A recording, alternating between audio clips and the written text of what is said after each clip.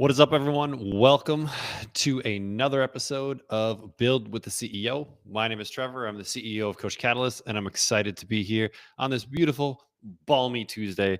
It is a magnificent -7 degrees where I am at in Minnesota. Hopefully, it is warmer where you're at in the world. Now, today is a special day because we're going to talk about what I call borrowed audiences. Now, the number one thing we have a little we have a little questionnaire that people fill out when they come into our Facebook group, and the thing we see most often is how do I get more leads? Right? How do I get more clients? And so, getting more clients starts with a level of awareness, right? And this concept of borrowed audiences is arguably the best way to get more awareness and ultimately get more clients, especially if you don't have much of an audience and you're just getting started out. This can be a great way to like jumpstart your career. Think about it almost like the cool kid at a party, right? If you're a new kid in town and you make friends with the cool kid and they take you to the party, you're automatically trusted because everyone trusts a cool kid, right? Similar concept. And so that's what we're going to talk about today. And there's a bunch of different kind of categories that fall under this idea of borrowed audiences. We're going to go through kind of each of them. Some may be better than others. There's a couple that I like the most, and I'll make sure that I highlight those. But that's what we're going to do. We're going to talk all about borrowed audiences because trust is built into the process. And that's one of the things that we need to secure or get early on is trust, right? That's how we get clients. This is a coaching business. People are buying people. So they need to know you. They need to trust you. They need to like you. You've probably heard those terms before. And so we're going to talk about it all today.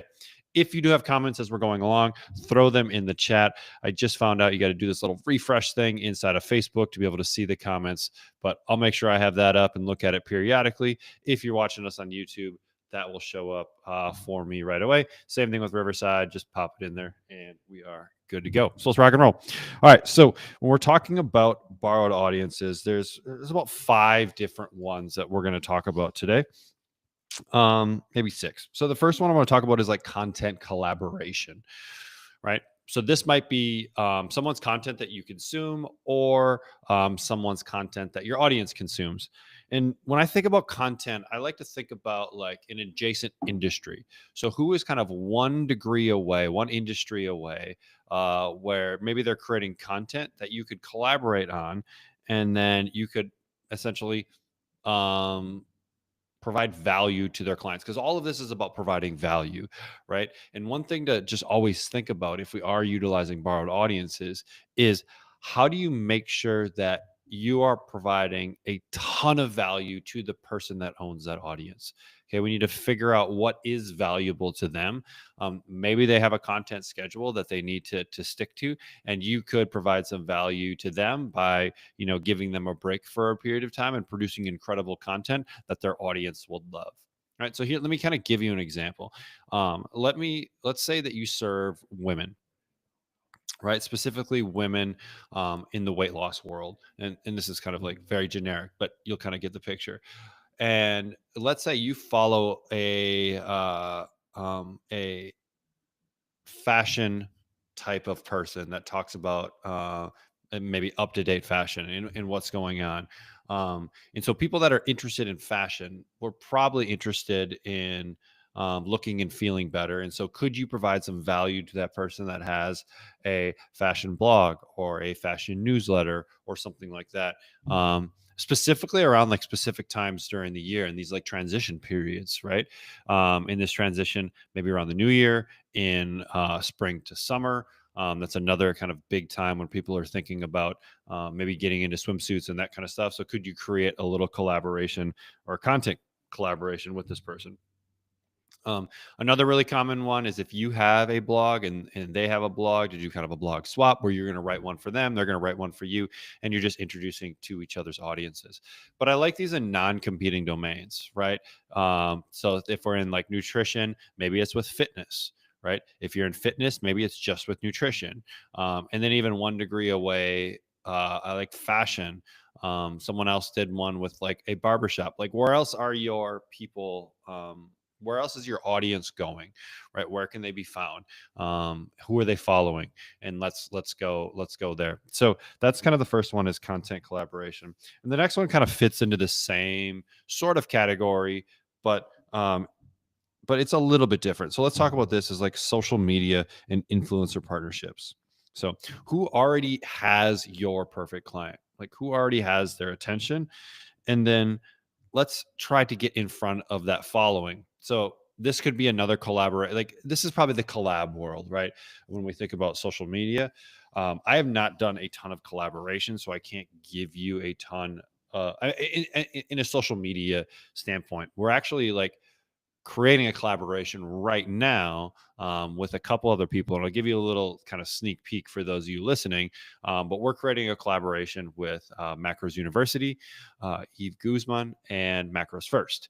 And so Coach Catalyst, Macros First, Macros University are all putting together a really cool email series that we're going to put out to our different lists. And we're going to get people on that list, and then we're going to educate them about macros. Jacob is going to teach about Macros First and how awesome of an app it is and how easy it is for their clients. I'm going to talk about Coach Catalyst and its use as a coaching platform and taking the data from a client's Macros First and being able to see that. And then Eve, who's from Macros University, is going to talk about macro tracking. Like, what is it? How is it important? How should I do it? And all of those things around the education. So there is not really anything competing. We all have different products that we sell. They all are in kind of a similar alignment for the coach that is interested in macro tracking. And then we show them how all these pieces fit together. And then if it makes sense, if they need a platform, they'll probably look at Coach Catalyst. If they want some more education on macros, they'll probably look at Macros University. And if they're looking at tracking macros, or they need to recommend a tracking platform for their clients, then they're probably going to be looking at Macros First, right? And so we can do this really cool collaboration, and we can promote it and do all of that fun stuff. So that's just another example of it. Kind of blends this content collaboration with like influencer partnerships. There's a lot of us like that are in this world. Like, we're not like a car company that is doing, a partnership with an influencer who has a big audience. So that, but so think about it more as like this kind of content and collaboration. Now, moving into the next one, this is the one I think you have the most control over. And I think this is the one you should be deploying as much as possible. And let's just call this one education based marketing. And it's really speaking, it's putting on events, it's getting in front of people and finding those opportunities locally first. Okay, you're going to get better attention locally, but you can also find these pockets online as well. Maybe someone is putting on an event where you could come in and share your expertise. Maybe it's an online event, maybe it's an offline event. Are there local groups that are looking for people to come in and educate? I talk a lot about local chamber. I talk about Rotary clubs, Lions clubs, women's groups, business groups. Every community has these pockets of people that are all interested in something. And so if we know who we're serving, then we can go find where those people congregate, and let's go there. Maybe it's a local religious institution. I've seen people have a lot of success with something like that. Um, and so find your audience, or know your audience, and then find out where they're hanging out, and then find ways to provide value to those groups. And then even looking at subsets, maybe it's runners, maybe it's pickleball players. Um, all of these kind of sport places too have very kind of loyal followings. And so if you're a nutrition coach or a fitness coach, that can be a great place for you to go and start getting your name out there. Um, Another one that's really interesting too is just like our big box gyms or places where there's a lot of traffic. Like, that can be a great place where you could potentially come in and get a great audience, right? Like, that's why if you're a trainer for the first time, going and working at a big box gym is just going to expose you to a lot of people, which will allow you to start building a client base. So don't discount, don't discount offline events, even if your delivery model is virtual. The delivery model, where like too many times coaches are thinking about, I need to be online. or I need to market online if my business is online. Like, you don't need to win the internet. You don't need to win social media. If you win the 20 miles around where you live, there's probably enough people that live in that radius that will allow you to build a really good business. And so, yes, we should do the online stuff. Yes, we should do that because that is really our modern day business card, you know. But the fastest way to get clients is offline, in person, helping people and finding ways to collaborate.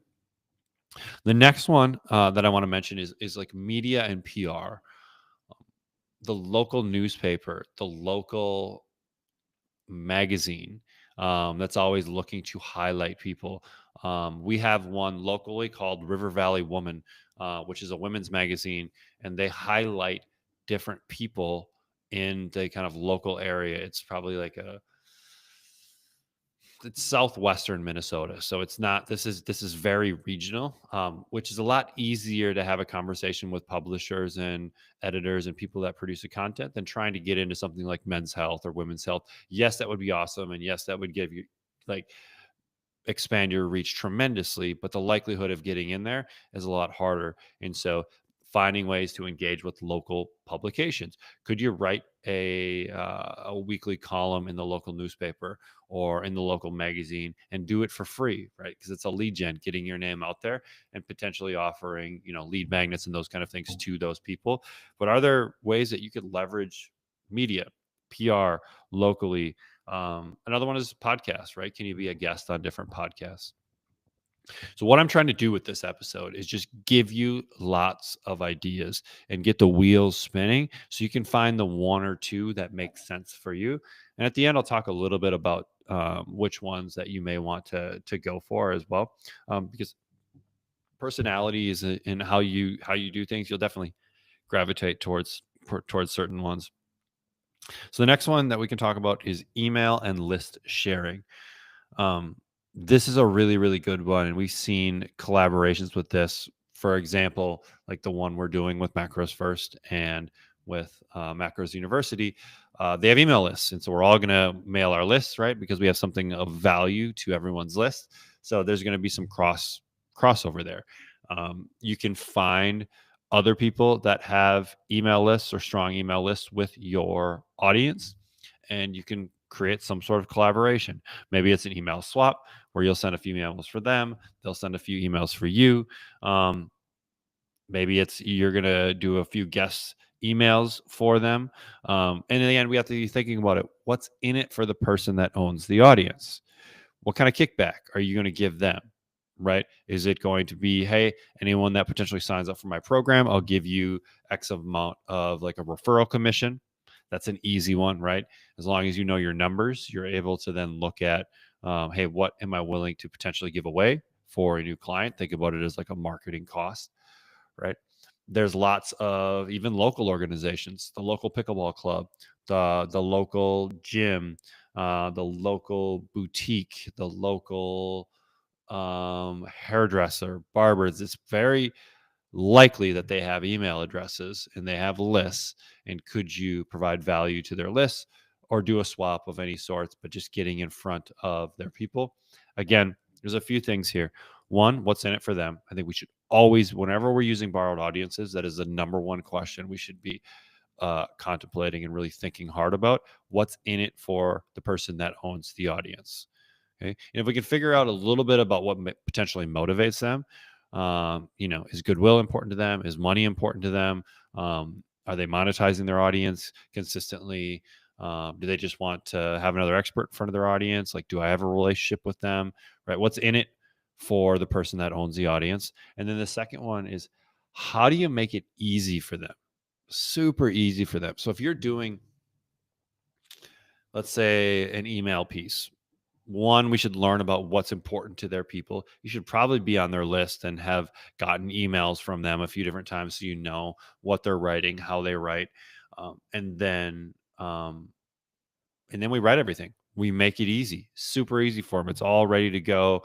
It's formatted correctly. They don't have to do a lot of edits and those kind of things. We want to make it as easy for them to press play.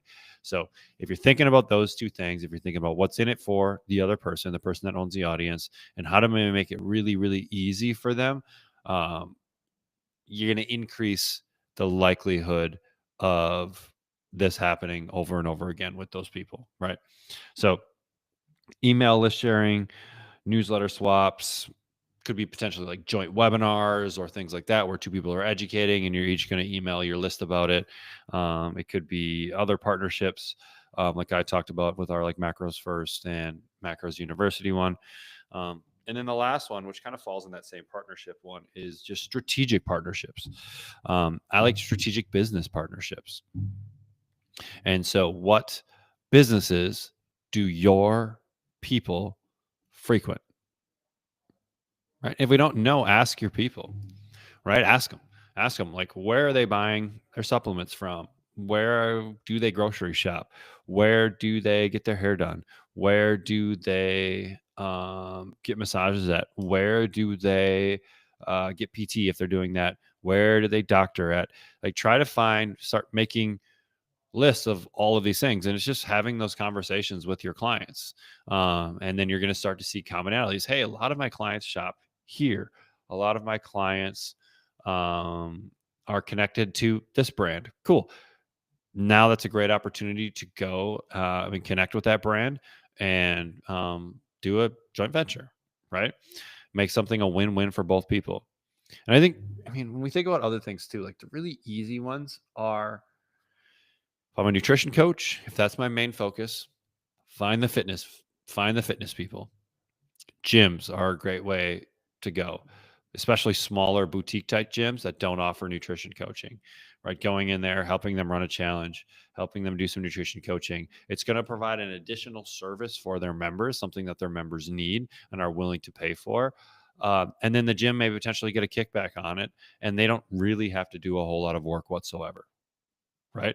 So again, thinking about win-win, right? And so if you're a nutrition coach, going after the fitness crowd. If you're more of a fitness coach, find the nutrition coaches or find the nutrition organizations where you can provide a fitness component to what they're doing. And so just look for the opposite. What are other services people are buying? And let's go find those. Let's go find those businesses and start having those conversations. And with the internet, with social media, you can find out a lot of this information very easily. It just takes a little bit of effort, right? Takes a little bit of effort, and you're able to do it. So find the people that already have the audience, and then go in there, do some joint stuff. There was an interesting one. If you listen to my last episode with Ashley Goes, she had a really good example of there was a fitness company, and they partnered with a barbershop. So they found kind of like a barber influencer to an extent, and they trained that barber for free in exchange for shout outs on social media, following the journey, being able to put it out there, right? Because other people knew of this barber, right? And the people that go to this barber are this fitness company's ideal client. And so, what better way than to showcase the journey of a quote unquote influencer? And these could be micro influencers too. We don't need people with tens of thousands of hundreds of thousands of followers. They could be a micro influencer inside of their local community. And the cool thing about like barbers, hairdressers, salons, that kind of stuff, is people hang out there for a long time and they ask a lot of questions. And if someone has lost a lot of weight, they're like, "Hey, it looks like you lost some weight. Like, what's going on?" "Oh, I've been working with so and so." Right? And there's the introduction.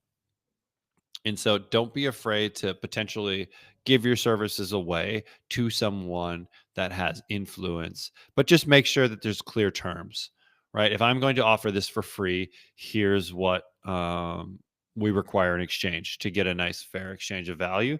And then I would put a timeline on it as well. So you just have these clear talking points. Too many times when people get into these things, into these relationships, these partnerships, we don't have a lot of clarity on what it looks like, and we don't have stopping points. And so then it gets to this like awkward stage, or like, are we still doing this? Like, I'm maybe not getting as much value as you're getting, or the other way around. And we don't really know how to address this. And it's kind of awkward. So if you have some clear talking points where, hey, here's what I'm going to do, here's what you're going to do, nice and laid out, clear, we all agree on this, cool. In 6 weeks, 6 months, whatever the time frame is, we're going to have a conversation and readdress this, and we can cancel the contract or cancel the agreement at that point if one party feels like they're not getting what they need out of it, right? And so as long as we have clarity and we have clear timelines, you're going to be good with partnerships. So if we think about all the stuff that I just talked about, right, there's a few things that I just want to highlight. Where is your audience already hanging out? So first, number one, you have to understand our audience. And if we don't understand that, we need to first understand that. The next one is like, what type of content do you really, really feel like you're good at or you enjoy doing? Okay. Are you more video? Are you more text-based? Are you more in person? Right? Are you a really good networker, collaborator? So, like, what do you enjoy doing? Because that's important, because this is something that we want you to continue to do. And so, if you enjoy doing something, the likelihood of you following through on it, and it doesn't need to be like, hey, this is the best thing in the world, but it should be okay. Like, for example, like with this medium, I prefer to have more of a talking medium like this versus writing a lot. Yes, I will still write and I will do that kind of stuff. But I do a lot more of this. And then from this, I can create a lot of writing. So, what do those look like? Right. And then the other thing is like, what relationships do you currently have? Sometimes we forget about the relationships that we have and just going through and really going through your phone and seeing like, hey, is there any collaboration opportunities here? Right? People move around. People have jobs. You want to get into like, let's say, corporate wellness. Cool. Who do you know that's higher up in different companies, or who's part of HR, or who's on wellness committees, and start having those conversations, because you don't know who will open that door. And then potentially even just putting the word out on different platforms that you have influence, right? Hey, I'm looking for X. Can anybody help me out? Right? People love to help. So don't deprive them of that opportunity. And then we just take one strategy and roll with it. If I had to rank some of these strategies without really knowing any of the background, I think speaking in person is one of the best, because it just instantly positions you as an expert, right? You being on stage, having a PowerPoint, talking about something, you're instantly an expert to people. And if they have the problem and they see you as the expert, there's a match right away. So I think that's probably one of my favorite ones. The next one that I would put if I had to rank a number two would be strategic joint ventures, business partnerships, adjacent industries, who's one degree away that we can create some sort of collaboration, and maybe do something together. Or maybe it's potentially providing value to their people, right? Like a nutrition coach to a gym. So who's one degree away where you could provide value? I think those two are probably two of the biggest ones.